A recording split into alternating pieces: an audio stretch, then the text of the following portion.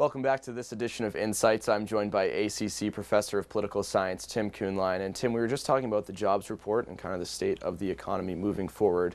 But I really want to focus on multinational corporations and kind of what those mean to global economy as a whole. Well, I think the conundrum right now is this challenge of responding to the globalization. There's this movement towards a greater economic nationalism as espoused by Trump and others for that matter. I mean, the reaction to the global trade agreements and whatnot. I think the thing we need to understand is that this movement away from the negative ramifications of the global economy is something that has been building for a while now.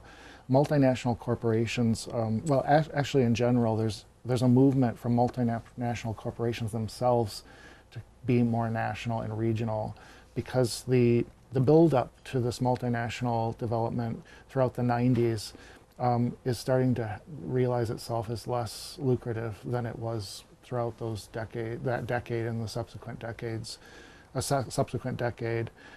For example, cross-border investment fell by 10 to 15%, and profits are dropping by 25% over the past 5 years.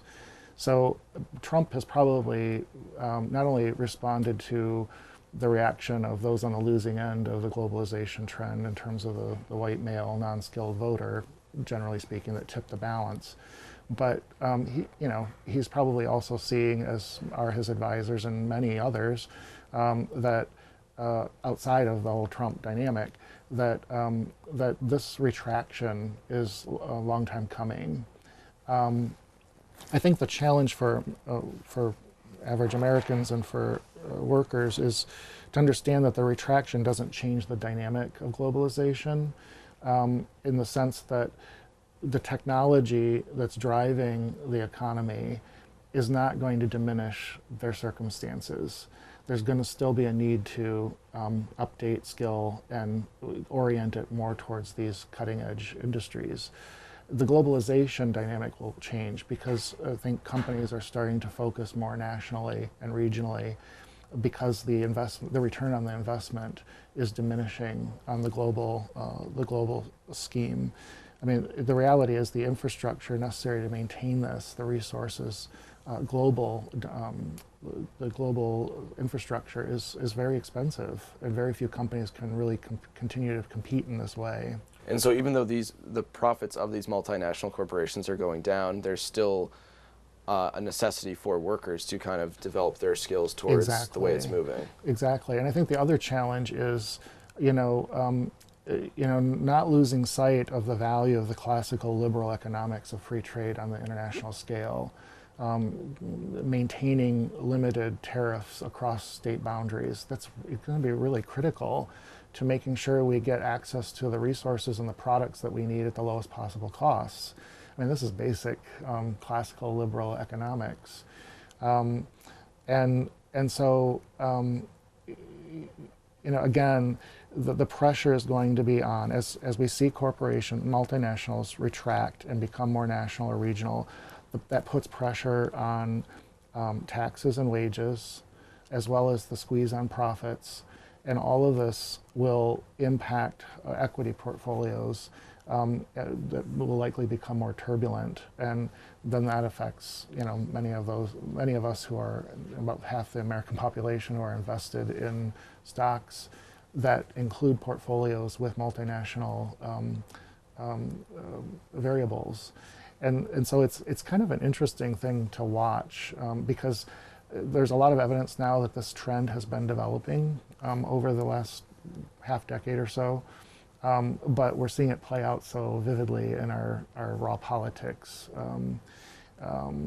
And when you understand that multinational corporations comprise 2% of the world's jobs and 40% of the West's stock market value, 85% of those of which was created in the 90s. This is a big player, and we're seeing a glacial recalibration before our eyes. It's not going to diminish globalization. I think it's just recalculating how globalization will continue to progress. We're kind of scaling back a bit and maximizing efficiencies. And talking about the global economy, when President Trump makes that order to, withdraw the U.S. from the TPP, what kind of precedents does that set? Well, I think it's the rhetoric with which it's being done and the momentum, the political momentum behind it, is posing a serious challenge, I think, to classical theory of free market economics.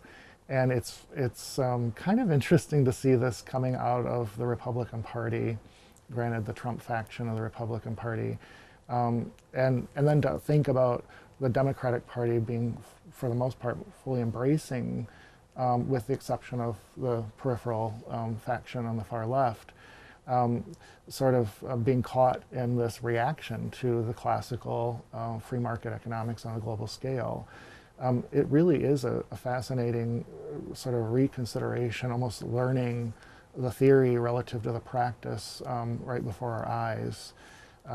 How this translates for the average American worker, I'm not sure it's going to give them the satisfaction that they were expecting, because again, it goes back to the technology and what's driving overall global markets, and it's technology and information and skill, and if you don't have those things, it's going to be harder and harder to keep up.